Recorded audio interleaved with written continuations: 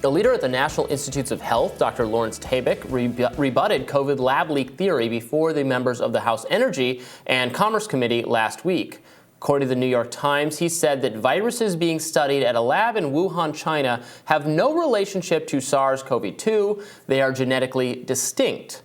But reporter at U.S. Right to Know Emily Kopp said this point is missing critical context. She says the data we have about viruses studied under NIH grants are incomplete. And she joins us now to weigh in. Hello, Emily. Hey, great to be here. Yeah, great to have you. So what is not totally accurate about what Lawrence Tabak was saying there?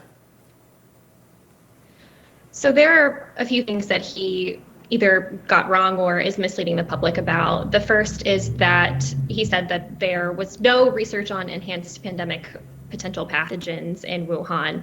That is inaccurate, and you don't have to take my word for it. NIH actually said in a letter in 2021 that some experiments funded in Wuhan via EcoHealth Alliance, this nonprofit intermediary, had led a SARS-like coronavirus to generate 10,000 times its original viral load because of some gain-of-function research that occurred at the lab there.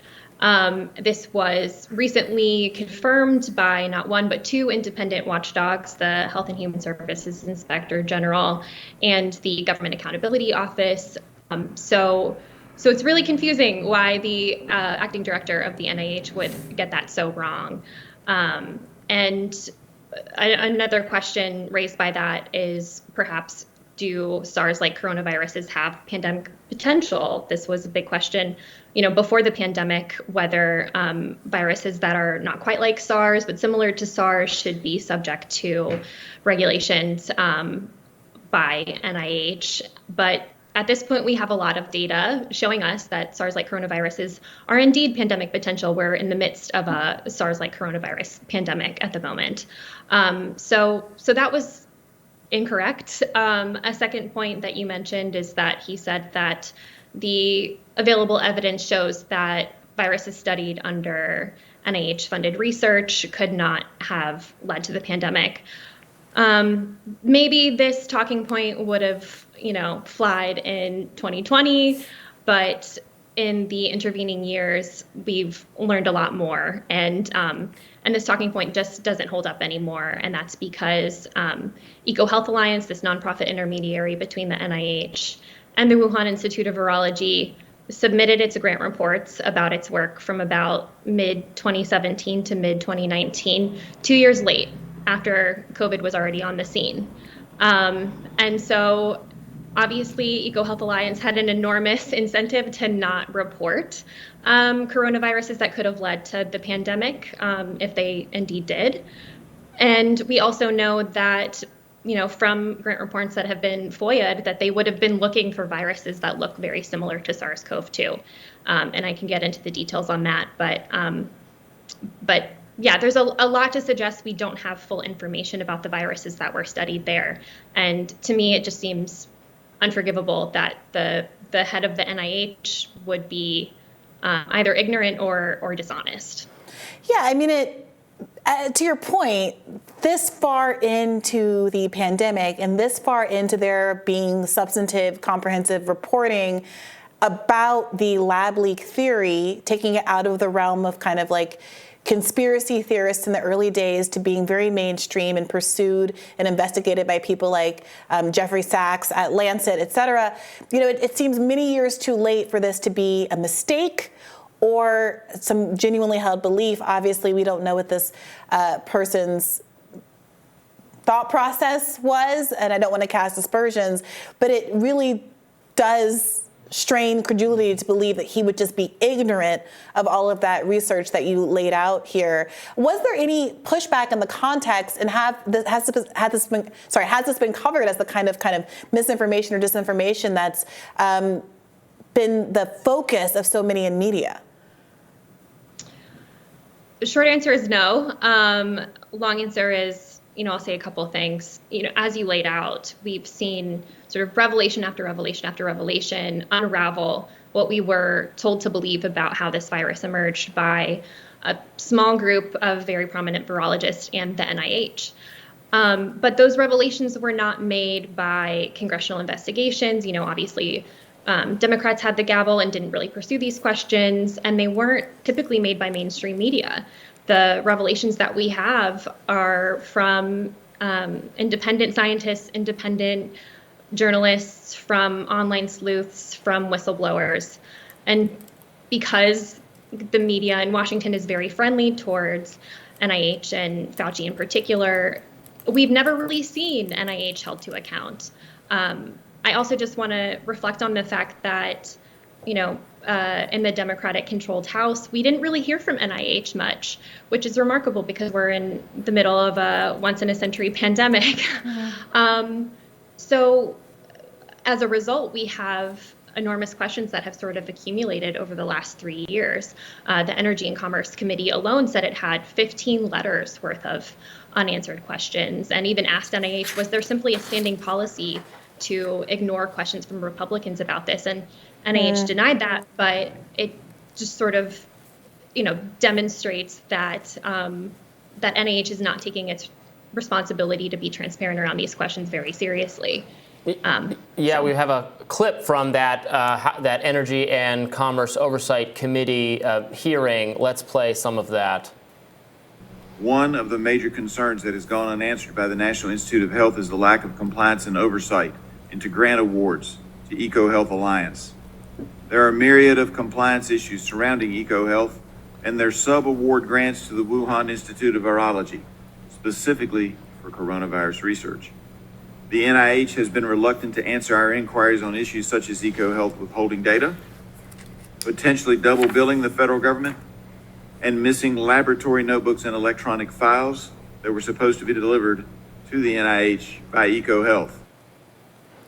Emily, you've said this information should be declassified rather. Go ahead. Yeah, I mean, this isn't really a political argument, but I just think morally, all of our lives have been turned upside down by this virus. And of course, over 1 million American families have lost a loved one. It sort of boggles the mind that the government could have information that has not been made available to us. I also just wanted to touch, on another thing regarding the NIH. We can only speculate about what Tabak knows or doesn't know. But in fact, we do have emails among NIH leadership, primary source documents showing us that at the beginning of the pandemic, at least Anthony Fauci and Francis Collins, and Tabak was CC'd on some of these emails, were very much aware of the fact that there was cutting edge coronavirus virology going on in Wuhan. We're very concerned that the genome of SARS-CoV-2 had some unusual features that pointed to engineering. And Fauci met with a American virologist, Ralph Barrick, who worked closely with the Wuhan lab on these cutting edge techniques. And so we don't actually really have to speculate when it comes to NIH leadership and whether they were aware or not aware. Their emails show they were very much aware and didn't inform the public. And so, I'm a reporter, I'm not a partisan, but I just think that the public should have maximum information when it comes to this tragedy. So. Yeah. Well, and HHS is pointing this out too, right? Now, it can't just, NIH can't say, I don't know that they're saying this, but they can't sort of gesture it, well, it's just, independent or outside the mainstream people raising these concerns. Now the federal government itself is looking at NIH's practices and saying these practices were wrong, that high-risk research was not given the kind of vetting that it should have gotten under the law, and so on and so forth. Correct me if I'm wrong. No, you're absolutely right. You really don't get any more impartial and dispassionate than the HHS OIG or the Government Accountability Office. And they're saying what folks who have been concerned about this have been saying for a while now, which is that NIH conducted very little research of EcoHealth Alliance and doesn't have great insight into what was going on in the lab in Wuhan, and the proper regulations were not applied to that research, and that's part of the reason why this is such a mystery. And you mentioned, Robbie, I think yesterday in your coverage of this, that there was sort of a mealy-mouthed recommendation from the HHS OIG. They were like, maybe you should consider disbarring EcoHealth Alliance rather than simply saying, yes, let's not fund this nonprofit until we understand what's going on. I also just wanted to mention that part of the reason is because folks on Capitol Hill and within HHS OIG really pushed for there to be an investigation with possible criminal penalties.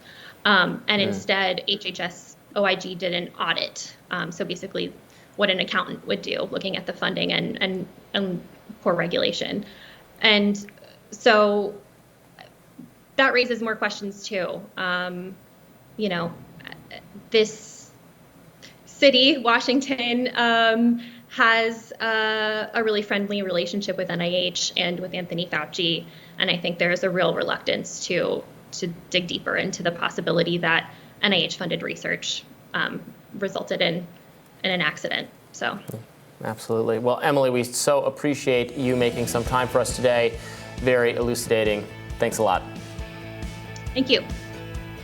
More Rising right after this.